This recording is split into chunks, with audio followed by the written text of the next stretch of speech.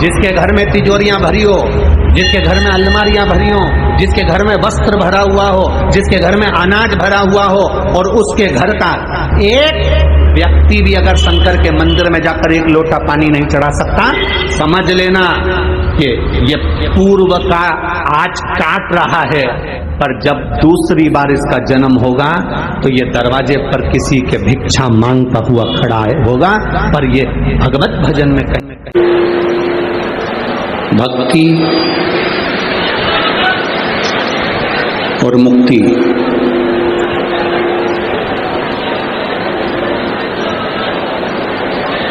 ये दोनों ही भगवान शिव संपूर्ण विश्व के लोगों को प्रदान करते हैं।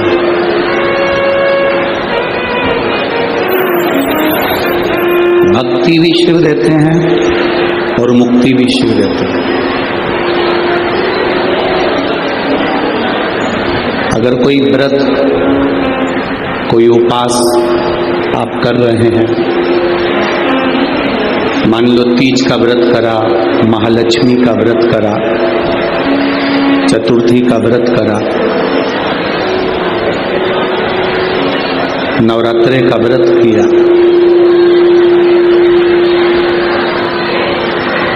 कोई भी व्रत जब हम धारण करते हैं, कोई भी व्रत जब हम करते हैं, तो उस व्रत की साक्षी ध्रुव जी महाराज देते हैं। ये श्रीमद् भागवत कथा में भी वर्णन आता है ध्रुव कथा का, तो उसमें कहा गया, पर व्रत की साक्षी ध्रुव जी देते हैं। शिव महापुराण की कथा कहती है कि साक्षी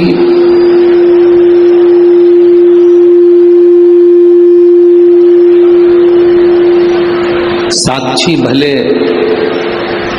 ध्रुव जी महाराज दे रहे हों,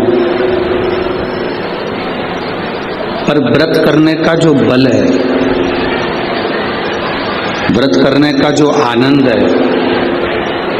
व्रत करने की जो शक्ति है, शिव महापुराण की कथा कहती है वो शक्ति,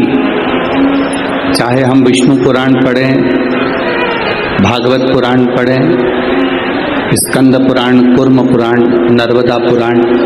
जितनी भी पुराण है हम पढ़ रहे हैं, अगर हम उसको पढ़ते हैं तो आपको ज्ञात होगा कि उपास व्रत की साक्षी ध्रुव जी देते हैं, पर व्रत करने का जो बल है, व्रत करने की जो शक्ति है, व्रत करने की जो ताकत है, वो कोई दूसरा नहीं देता। व्रत करने की ताकत, शक्ति, बल मेरा देवाधिदेव महादेव प्रदान करता है, मेरा शिव देता है। बोल बम का नारा है, इतना धीमा बोलोगे तो कल्याण तुम्हारा है, जरा अच्छे से तो बोलो, बोल बम का नारा है, सारी समस्या का हल एक लोटा जल। साक्षी भले ध्रुव जी ने दी हो, व्रत करने की साक्षी भले ध्रुव जी महाराज दे रहे हों, और शिव महापुराण की कथा कहती है, हम नवरात्रे का व्रत कर रहे हों, हम एकादशी का व्रत कर रहे हों, हम प्रदोष का व्रत कर रहे हों, हम शिवरात्रि का व्रत कर रहे हों, हम महालक्ष्मी का व्रत कर रहे हों, हम चतुर्थी का व्रत कर रहे हों, ये सारे व्रत करने की जो बल है, ये सारे व्रत करने की एक शक्ति, एक बल जो आपको और हमको, संपूर्ण जगत को जो प्राप्त होता है, वो शिव जी से प्राप्त होता है। अगर हम शिव महापुराण की कथा को देखें तो माता पार्वती जी अपने तप को कर रही हैं, माँ जगतजननी, माँ अम्बा, माँ जगतजननी दुर्गा भवानी, अष्टभुजा धात्री माँ दुर्गा, माँ भवानी, माँ देवी। अगर शिव जी को प्राप्त करने के लिए कोई व्रत कर रही हैं, शंकर भगवान को प्राप्त करने के लिए कोई साधना कर रही हैं, भगवान को पाने के लिए कोई उपास कर रही हैं, यहां तक शिव महापुराण की कथा कहती है कि उन्होंने भोजन त्याग दिया था, जल त्याग दिया था, फल त्याग दिया था। शिव महापुराण की कथा कहती है केवल वृक्ष की पत्तियों को ग्रहण करती थी, वृक्ष की पत्ती को भी छोड़ दिया था। दुर्वा का एक छोटा सा अंश मां जगतजननी माता पार्वती ग्रहण कर रही थी, एक छोटा सा अंश दुर्वा का, वो भी छोड़ दिया था। और जब माता पार्वती जी ने पत्ती छोड़ दी, दुर्वा खाना छोड़ दिया, फल खाना छोड़ दिया, भोजन करना छोड़ दिया, जल पीना छोड़ दिया, तब माता पार्वती केवल वायु का ही पान करती थी, केवल वायु का पान करती थी। समय ऐसा आया कि माता पार्वती जी ने वायु का पान भी नासिका की एक स्वर से करना प्रारंभ किया। धीरे धीरे माता पार्वती जी ने वायु को भी अपने अंदर रोक लिया। तब देवादिदेव महादेव पार्वती जी के सम्मुख में प्रकट हुए और शिव जी ने पार्वती को वर प्रदान किया। शंकर जी कहते हैं, सुनो पार्वती, तुमने मेरी आराधना करी है, तुमने मेरी साधना करी है, मेरी साधना इतनी बलवान तुमने करी है कि तुम्हारी शक्ति प्रबल हो गई। पार्वती, आज मैं तुमको 2 वर देता हूं।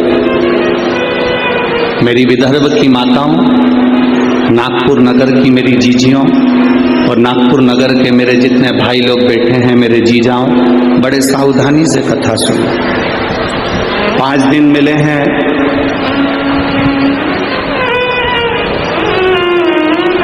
माननीय आमदार जी ने श्री मोहन गोपाल जी मते जी के द्वारा जो ये 5 दिन शिव महापुराण की कथा के मिले हैं। आसपास वाले कितनी भी बात करें पर आपको मौन रहकर कथा का तथ्य सुनना। कार्यकर्ता कहीं पर भी खड़े रहें, हमारा तो कार्यकर्ताओं से भी निवेदन है कि खड़े रहने का काम ही नहीं है, बैठकर 2.5 घंटे की कथा को जितने दिल से सुन सकते हो उतने दिल से सुनो और अपनी जिंदगी को सार्थक करो। मैंने सुना है नागपुर में तो हमारा आना नहीं हुआ, पर ऐसा सुन रखा है कि नागपुर के विदर्भ के क्षेत्र के जितने भी कथा शिव महापुराण के सुनने वाले हैं, वो शंकर के लिए धूप भी नहीं देखते, छांव भी नहीं देखते और कथा का तत्व ग्रहण करते हैं। आप दिल से सुनो। बाबा देवादिदेव महादेव की कथा को अगर आपने ये शिव और शक्ति के इस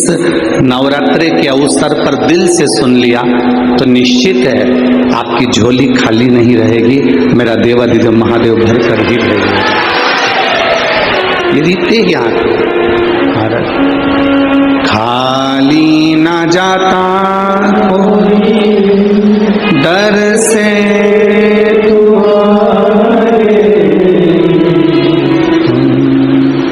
खाली ना जाता